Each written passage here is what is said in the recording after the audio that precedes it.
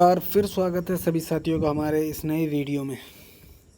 जैसा कि आप जानते हैं कि अब समय आ गया है कि DSSB के द्वारा जैसे TGT पंजाबी का फाइनल रिज़ल्ट जारी कर दिया गया है। उम्मीद है कि 1 या 2 दिन के अंदर या जो नेक्स्ट वीक चालू होने वाला है 18 तारीख से लेकर 23 तारीख तक कभी भी आपका रिज़ल्ट जारी कर दिया जाएगा, फाइनल रिज़ल्ट। उसके बाद सिलसिला शुरू होगा कि अब आगे क्या करना है। तो आज की इस वीडियो में हम वही सारी बातें करने वाले हैं। सबसे पहले आपको ये जान लेना ज़रूरी है कि DSSB की जो वेबसाइट रिज़ल्ट के लिए आप बार बार चेक करते हैं, अब वहाँ का सिलसिला थमने वाला है, क्योंकि जैसे ही फाइनल रिज़ल्ट आता है उसके बाद DSSB का काम समाप्त हो जाता है। उसके बाद आपको एक नया सिस्टम मिलेगा, नई वेबसाइट मिलेगी। तो ये वेबसाइट है, जैसा कि आप देख पा रहे होंगे, edudel.nic.in। अब आप इसको रट लीजिए, बार बार इसी को चेक करना है और जितनी भी सारी चीज़ें होंगी वो यहाँ पर आपको मिलेंगी।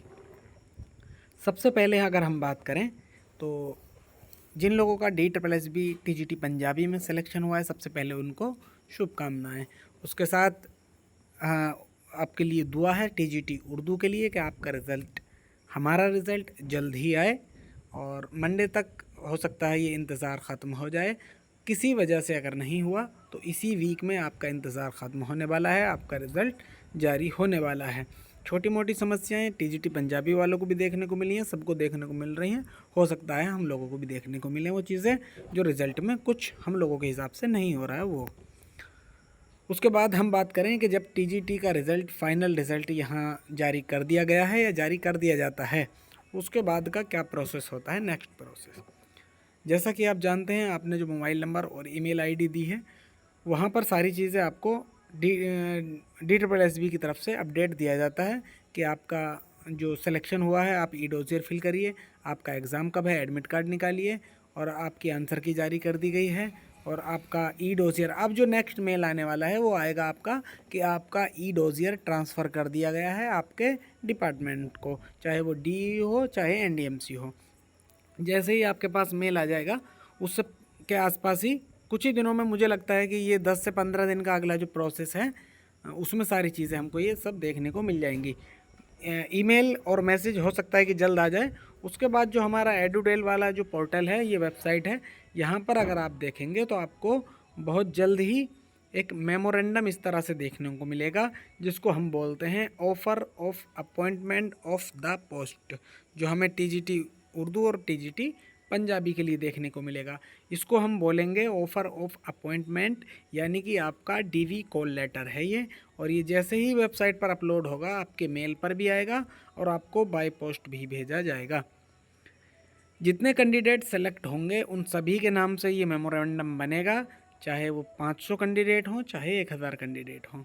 किसी वजह से आपके पास अगर ये बाय पोस्ट ना पहुंच पाए तो आपको इसी का अपना वाला जो पेज होगा उसको प्रिंट करा लेना है। ये 2 या 3 पेज तक हो सकता है और ज़्यादातर जैसा कि अभी आप देखेंगे ये 2 पेज तक ही है और यहाँ लास्ट हो जाएगा। उसके बाद नया किसी के नाम का आएगा, या इसी नाम का भी है अगर, तो उसको आपको ज़्यादा देखने की ज़रूरत नहीं है, आप अपना वाला प्रिंट करा लीजिए 2 पेज। यही आपका ऑफ़र ऑफ अपॉइंटमेंट हो गया अगर बाय पोस्ट नहीं मिलता है तो। लेकिन ऑफ़र ऑफ अपॉइंटमेंट या कोई भी लेटर जो भेजा जाएगा वो आपके ईमेल और आपके पोस्ट ऑफिस से आपके घर पर ज़रूर भेजा जाएगा। अब इसमें क्या होता है, अब ये जानने की कोशिश करते हैं इसके आगे अगला क्या प्रोसेस होगा। हम ज्वाइनिंग तक बात करेंगे आज। ये आपको जिस डेट में आपका ये अपॉइंटमेंट ऑफ़र ऑफ अपॉइंटमेंट जारी किया जाएगा, सारी चीज़ें मेंशन होंगी आपकी। और ये जैसे DOE का है तो DOE की तरफ से ही है, इसी वेबसाइट पे है एडुडेल पे।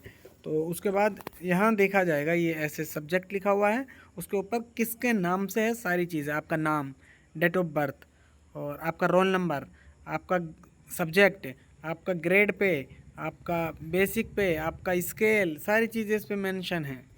तो इसमें आपको करना क्या है, इसके आगे आपको पढ़ लेना है क्या क्या है इसमें, सारी ज़रूरी चीज़ें इन्होंने दी हुई हैं। This offer of appointment is subject to successful verification, ये आपको वेरिफिकेशन के लिए भेजा गया है। इसमें जितने भी आपके ओरिजिनल डॉक्यूमेंट्स हैं वो लेकर आपको पहुंचना है। जैसे कि आप जानते हैं कि आधार कार्ड, फ़ोटो, जो आपके अभी फ़िलहाल बनवाए हुए फ़ोटो हैं, लेटेस्ट फ़ोटो, वो आपको लेकर जाना है और कम से कम 30 फ़ोटो आप बनवा ही लीजिए, क्योंकि अब ज़रूरत पड़ती रहेगी अगर आप फाइनल सिलेक्शन में आ गए हैं तो। उसके बाद आपका देखेंगे तो हाई स्कूल, इंटर मार्कशीट और सर्टिफिकेट एक जगह है तो एक जगह, और अलग अलग है तो अलग अलग। और उसके बाद 12th, ग्रेजुएशन, बीएड, सीटेट और आपका एनसीटीई सर्टिफिकेट जो बन रहा है वो, ये सारी चीज़ें आपके पास होनी चाहिए। और उसके साथ एक्सेप्टेंस फॉर्म जो आपका अपलोड किया जाएगा इसी के साथ साथ, अगर नहीं होगा तो जो इनके पास है वो आपको दिया जाएगा पोर्टल से ही। एक्सेप्टेंस फॉर्म हो गया, और उसके बाद जितनी भी चीज़ें अभी आगे आगे आएंगी वो मैं आपको सारी चीज़ें बताता हुआ चलने वाला हूँ। उसके बाद आप पॉइंट नंबर 2 पे देखेंगे, ये सारी चीज़ हो गई आपके सब जो डॉक्यूमेंट्स हैं उनके बारे में, क्या क्या डॉक्यूमेंट्स आपको चाहिए। उसके बाद पॉइंट नंबर 2 पे देखेंगे तो इन्होंने लिखा हुआ है कि प्योरली ऑन टेम्परेरी बेसिस, ये टेम्परेरी बेसिस पर आपको है। अगर कुछ लोग हमारे साथी पहले से ही सरकारी नौकरी में हैं तो उनको पता होगा कि प्रोबेशन पीरियड चलता है पहले 2 साल। जब आप ज्वाइनिंग कर लेंगे उसके 2 साल तक आपका प्रोबेशन पीरियड होगा। यदि आपका व्यवहार उस बीच में ठीक नहीं रहता है, विभाग को पसंद नहीं आता है, तो आपको नौकरी से निकाला जा सकता है। ये 2 साल तक रहता है, डरने की ज़रूरत नहीं है, ये ईजीली कंप्लीट हो जाता है। हम लोग पहले से ही इस चीज़ से गुजर रहे हैं अभी भी। ये हो गया हमारा दूसरा पॉइंट। उसके बाद तीसरे पॉइंट में आप देखेंगे कि आपका जो वेरिफिकेशन होना चाहिए, करेक्टर और ये सारी चीज़ आपकी एसेंशियल क्वालिफ़िकेशन आपके पास होनी चाहिए। SC ST का अगर आपके पास, जैसे आप क्लेम किया है आपने रिजर्वेशन के लिए, तो वो आपके पास होना चाहिए और आपके पास सारे डॉक्यूमेंट्स होने चाहिए। बाकी चीज़ें आप इसमें पढ़ सकते हैं, क्योंकि पढ़ने के लिए बहुत सारी चीज़ें हैं और ये धीरे धीरे आपको पढ़ना पड़ेगी। अगर वीडियो में सारी चीज़ें पढ़ी जाएंगी तो ये वीडियो बहुत लंबा हो जाएगा। जिस चीज़ को इन्होंने हाईलाइट किया हुआ है वहाँ आपको मैं पढ़ के बता रहा हूँ, और बाकी नहीं तो उसके अलावा कोई डरने की चीज़ नहीं है। आप पढ़ लीजिए इसको आराम से, ये मेरे जो व्हाट्सएप ग्रुप है उसमें आपको मिलेगा। उसके अलावा अगर हम आगे देखें तो आपके डॉक्यूमेंट्स देखिए कंप्लीट होना चाहिए, कट ऑफ डेट से पहले के होने चाहिए डॉक्यूमेंट्स। और एनसीटी सर्टिफिकेट जो है वो आपका कभी कभी होगा, वो सब चलता है और ज़रूरी है वो, नहीं तो आपको किसी न किसी तरीके की कोई ना कोई दिक्कत की जाएगी। और उसके लिए जैसे आप डेफिशिएंसी नाम आपने सुना होगा वो आपको दे दी जाएगी, उसमें आपको फिर परेशान रहना पड़ता है। ओबीसी वाले अपना ओबीसी क्रीमी लेयर तैयार रखिए, और वो भी कट ऑफ डेट से पहले के होने चाहिए। EWS certificate, OBC certificate, SC ST certificate, ये सारे जो सर्टिफिकेट आपने, अगर एज रिलैक्सेशन, ये सब जितनी भी चीज़ें आपने ली हैं वो आपको कट ऑफ डेट से पहले का होना चाहिए। कट ऑफ डेट का मतलब होता है जो फॉर्म भरने की लास्ट डेट थी उससे पहले के होने चाहिए आपके पास। आपके जो कोर्स कंप्लीट है वो सब उससे पहले के होना चाहिए। सीटेट, बीएड, बीए सारी चीज़ें वो आपकी पहले की होनी चाहिए। उसके बाद जो आपको डॉक्यूमेंट्स की कॉपी करा लेना है, एक्सेप्टेंस जो फॉर्म आपका आएगा उसके आपको 3 सेट निकालने हैं। तीनों सेट को आपको अपने हाथ से अलग अलग भरना है, और ऐसा नहीं है कि एक भर के आपको कॉपी कर लेना है, सबको अलग अलग भर लेना है। भरने के बाद जो वेरीफायर हैं आपके होंगे, जो इससे आपको वेरिफिकेशन कराना है, वो तीनों सेट पे आपका कराया हुआ होना चाहिए। 3 कॉपी आप मिनिमम अपने 10th, 12th, graduation, CTET, BEd, BA, Aadhaar card, ये जितनी भी चीज़ें हैं तब सबकी 3 कॉपी करा लेनी है, और बोथ साइड करानी है आपको कॉपी। इसमें लिखा हुआ भी आगे आपको मिलेगा कि दोनों साइड से आपको सारे सर्टिफिकेट, मार्कशीट की कॉपी करानी है, चाहे वो आपका किसी भी स्टेट का हो। उसके बाद जैसा कि इसमें देखेंगे कि आपको यहाँ पर आपके नाम के साथ आपका रोल नंबर और साथ में किस जगह आपको डीवी कराने के लिए जाना है वो जगह दी जाएगी, और किस डेट को किस टाइम आपको पहुँचना है ये आपको उसमें लिखा हुआ मिल जाएगा। आप अपने टाइम के हिसाब से लगभग 1 घंटा पहले आपको कम से कम वहाँ पर पहुँच जाना है। और जो आप मार्कशीटें लेके जाएंगे कॉपी करा के, वो आपका स्वप्रमाणित होनी चाहिए, सेल्फ अटेस्टेड होनी चाहिए। Self declaration as per instruction जो कॉलम नंबर 14 में दिया हुआ है ऊपर, वही आपको सारी चीज़ें कर लेनी है, मार्कशीट। और उसके बाद दिया हुआ जैसे इन्होंने एक्सेप्टेंस फॉर्म है, ये आपको भरना है, और आपको अपने हाथ से भर के, और कॉपी के लिए जैसे कि मैंने बोला था यहाँ बोथ साइड वाला है, और एनसीटी सर्टिफिकेट आपके पास होना चाहिए। ये सारी चीज़ें आप आराम से पढ़ सकते हैं। उसके बाद अगर आगे हम बात करें, जैसे आपको पता है कि अब यहाँ से काम ख़त्म हो गया है DSSB का, तो आपको ये वेबसाइट नोट कर लेनी है। सारी चीज़ें आपको इसी वेबसाइट पर मिलेंगी। Self declaration form, acceptance form और उसके अलावा जितनी भी चीज़ें वेबसाइट यहाँ से आपको मिलेंगी, employ information, undertaking of OBC candidate, ये सारी चीज़ें आपको इसी वेबसाइट से डाउनलोड करनी है, एक्सेप्टेंस फॉर्म वगैरह। इसका लिंक मैं भी आपको प्रोवाइड करा दूंगा, आने दीजिए जल्दी। सारी चीज़ें, अटेस्टेशन फॉर्म होता है और एक्सेप्टेंस फॉर्म होता है, सारी चीज़ें आपको मिल जाएंगी। उसके लिए आपको घबराने की और जल्दी करने की भी ज़रूरत नहीं। सारी चीज़ें मेरी इसी वेबसाइट पे, इसी व्हाट्सएप ग्रुप में मिलेंगी, इसी जो यूट्यूब चैनल है इस पर आपको प्रोवाइड कराई जाएंगी।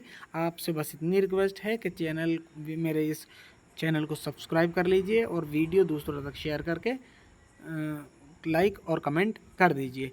दूसरी बात, अगर आपको कोई परेशानी है, आपकी कोई समस्या है, आप कुछ सवाल पूछना चाह रहे हैं, जो भी चीज़ें या किस चीज़ पर आप वीडियो चाह रहे हैं, अगर आप मेरी ये वीडियो पूरी देख रहे हैं तो आपको समझ आती होंगी चीज़ें।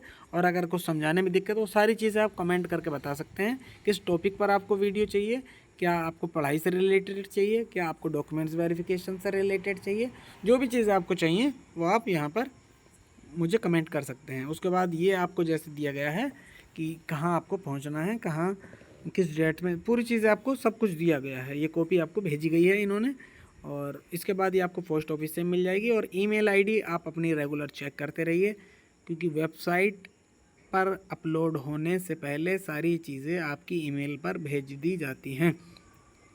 जैसे ही आपका डॉक्यूमेंट्स वेरिफिकेशन सक्सेसफुल होता है, 3 सेट आपको कॉपी करानी है दोनों साइड से। ओरिजिनल डॉक्यूमेंट्स आपको सभी रखना है, जो आपने ई-डॉजियर में अपलोड किया है वो आपको सारी चीज़ें आपके पास होनी चाहिए। ओरिजिनल एडमिट कार्ड के साथ आपका आधार कार्ड, और अगर किसी तरीके की आपके फॉर्म में करेक्शन किया है तो उसके लिए एफिडेविट होना चाहिए।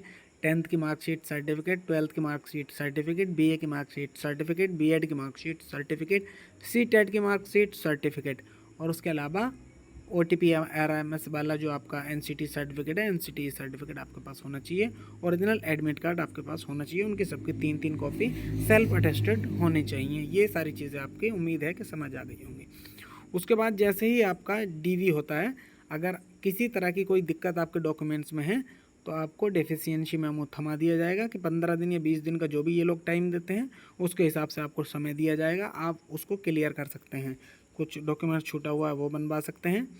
और जैसे कि आप जानते हैं कि जो आपका एक्सेप्टेंस फॉर्म होता है, मैं एक बार आपको दिखा देता हूँ एक्सेप्टेंस फॉर्म क्या होता है और क्या क्या उसमें भरना है। चलिए एक्सेप्टेंस की फॉर्म चलते हैं। देखिए ये रहा आपका अटेस्टेशन फॉर्म। ऊपर आप वेबसाइट देख रहे होंगे, ये फोल्डर बना हुआ है वेलकम फोल्डर, इसमें आपको अटेस्टेशन फॉर्म मिलेगा। नया हो सकता है आपके लिए आ जाएगा, तो अभी फ़िलहाल इसको प्रिंट मत कराइएगा, सिर्फ आपको देख लेना है। सबसे पहले आपको एक रिसेंट फ़ोटोग्राफ आपका चाहिए, जो आपको बनवा के रख लेना है। इसमें लिखा हुआ है वार्निंग। सबसे पहले ये वार्निंग आपको पढ़नी है, क्या कहना चाह रहे हैं वार्निंग में। कोई भी चीज़ आपको गलत नहीं लिख के देनी है। अगर आपको गलत इन्फॉर्मेशन देते हुए इन्होंने पकड़े गए हैं बाद में आप, तो आपके खिलाफ़ कार्रवाई की जाएगी। ये चीज़ आप ध्यान रखिए। सबसे पहले में आपको देखा जाएगा कि आई डिटेन अरेस्टेड, मतलब मेरे ऊपर किसी तरह का कोई केस वेस नहीं है, सारी चीज़ें इसमें लिखी हुई हैं। उसके बाद आपको अपना नाम भरना है, कॉलम नंबर 1 से स्टार्ट होता है। आपको यहाँ अपना कैपिटल लेटर में नाम भरना है। उसके बाद आपको प्रेजेंट एड्रेस भरना है, आपको अपने घर का एड्रेस भरना है।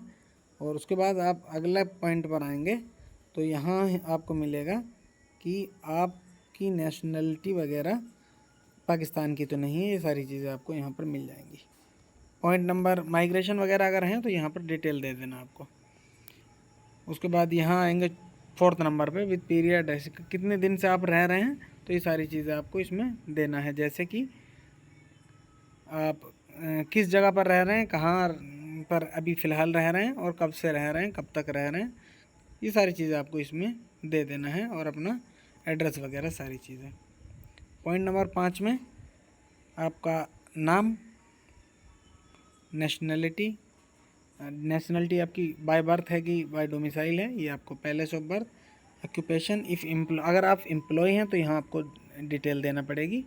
और पोस्टल एड्रेस और परमानेंट एड्रेस यहाँ पर आपको देने हैं। उसके बाद father name, mother name, wife या हस्बैंड अगर आप मैरिड हैं तो उसके लिए, और ब्रदर और सिस्टर, ये सारी डिटेल आपको भरना है। अगर आप मैरिड नहीं है तो 3rd नंबर वाला आपको छोड़ देना है, नहीं तो आपको जितने आपके भाई हैं, आपका 1 भाई, 2 भाई, 3 भाई, 4 भाई, जितने भी हैं, और बहन आपकी सिस्टर जितनी हैं, वो सबकी डिटेल आपको इसमें देना है। उसके बाद information to be furnished with regard son and daughter in case the studying. अच्छा, ये आपको अपने बच्चों की डिटेल इसमें देनी है अगर हैं तो। उसके बाद nationality, date of birth, present age आपकी क्या है, एज ऑफ मैट्रिकुलेशन क्या थी, और पैलेस ऑफ बर्थ, ये सारी चीज़ आपको इसमें देनी है। रिलीजन वगैरह आपका देना है इसमें, सारी चीज़ें, कोई भी चीज़ गलत नहीं देनी है। Are you member SC ST के मेंबर हैं तो यस और नो में आपको आंसर देना है, और अगर नहीं है तो नहीं देना। उसके बाद आपको सारी डिटेल अपनी भरनी है, एजुकेशनल क्वालिफ़िकेशन वाली डिटेल। उसके बाद नीचे आप आएंगे तो 11 नंबर में आएगा आर यू होल्डिंग और have any time held appointment. अगर आपने कोई इससे पहले नौकरी की है, अपॉइंटमेंट वगैरह लिया है, तो वहाँ आपको इसकी डिटेल देनी है। उसके बाद पॉइंट नंबर 12 में है क्या ये सारी चीज़ें नो करने वाली हैं वैसे तो, लेकिन एक बार पढ़ना ज़रूरी है। आर यू अरेस्टेड, ये सारी चीज़ें आपको अपने ऊपर जो केस वगैरह हैं, कहीं से आप डिबार्ड तो नहीं हुए हैं, कोई कोर्ट का केस तो नहीं है, कोई FIR तो नहीं हुई है, वो सारी चीज़ें आपको इसमें यस और नो में आंसर देना है, और ठीक ठीक आपको सारी चीज़ें देनी है।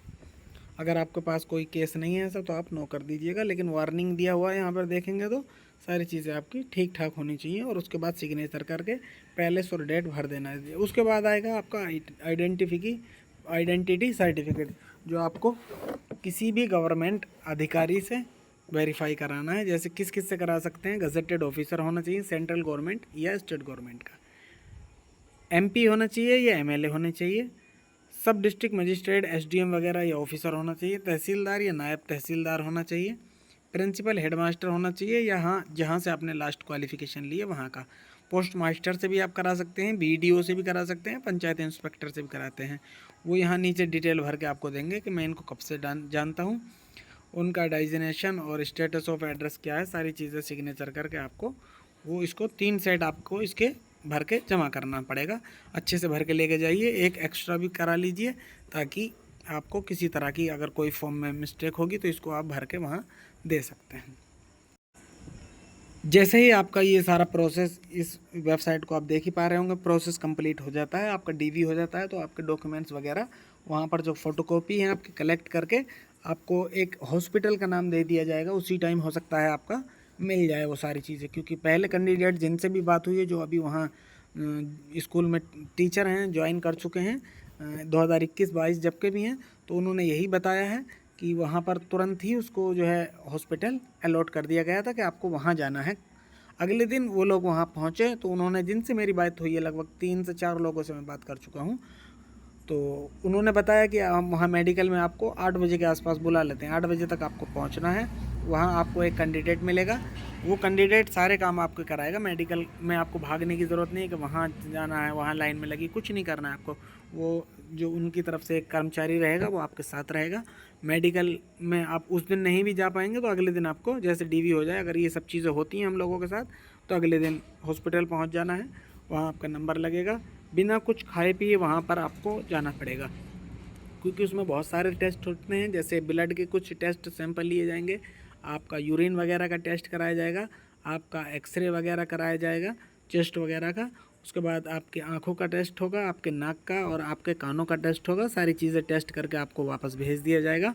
जो भी अगर किसी तरह की कोई दिक्कत है आपको, तो वहाँ पर वो चेक करके बता देंगे। आपके कान की सफाई होनी चाहिए, दांतों की सफाई होनी चाहिए, और शरीर की भी अच्छे से सफाई करके आपको जाना है। बहुत ज़्यादा डीपली मेडिकल नहीं होता है फ़ौज की तरह, लेकिन जो भी होता है सफाई के साथ आपको वहाँ पर जाना है।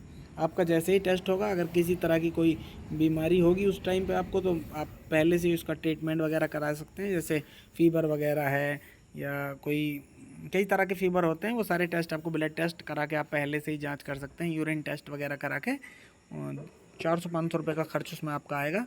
और कान वगैरह की सफाई आप करा सकते हैं, दांतों की सफाई, ये सारी चीज़ें आपको करा के जाना है। और आँखों का टेस्ट भी आप करा सकते हैं अगर कराना चाहें तो। उसके बाद जैसे ही आप पहुँचेंगे, आपका मेडिकल वहाँ पर डिपार्टमेंट को भेज दिया जाएगा। उसकी रिपोर्टें आपको नहीं दी जाती हैं, लेकिन पता लग जाता है कि हमारी सारी चीज़ें क्लियर हैं, उसके बाद भेज दिया जाएगा। उसके बाद फाइनल रहता है आपका ज्वाइनिंग लेटर। जब आपका डीवी कंप्लीट हो जाता है तो मेडिकल के लिए आपको उन्होंने भेज दिया है। अब जिन लोगों का डीवी सक्सेसफुल रहा है उन लोगों के जो स्कूल अलॉटमेंट का प्रोसेस वहीं से स्टार्ट हो जाता है। डिपार्टमेंट अपना स्कूल अलॉटमेंट का प्रोसेस शुरू कर देता है। स्कूल अलॉटमेंट में आपको स्कूल अलॉटमेंट करके आपको ज्वाइनिंग लेटर बाय पोस्ट और ईमेल से दोनों से भेज दिया जाएगा। उसमें आपकी समय सीमा एक दी जाती है कि आपको कब से लेके कब तक वहाँ पर ज्वाइन करना है। और अगर किसी समस्या में आप हैं तो आप एक्सटेंशन के लिए आवेदन दे सकते हैं अपने डिपार्टमेंट को। वो बात की बात रही। तो ये सारी चीज़ें थी जो मुझे लोगों से पता चली हैं, जो लोग पहले से ही सिलेक्टेड हैं उन लोगों से। उसके अलावा भी अगर आप कोई और जानकारी लेना चाह रहे हैं तो कमेंट बॉक्स में कमेंट कर सकते हैं, जिससे मैं अगली वीडियो बना सकूं। वीडियो में कमेंट ज़रूर करिए क्या चीज़ आपको अच्छी नहीं लग रही है, क्या चीज़ गलत बताई हुई है, क्या चीज़ सही है। और वीडियो अगर अच्छी लगी हो तब भी कमेंट करके एक बार बता दीजिए, जिससे मुझे मोटिवेशन मिल सके और मैं आपके लिए सभी तरह की सारी चीज़ें वहाँ पर अगली वीडियो में बता सकूँ। वीडियो अगर आपको पसंद आई हो तो वीडियो को लाइक करके शेयर ज़रूर कर दीजिएगा। वीडियो देखने के लिए आप सभी का धन्यवाद।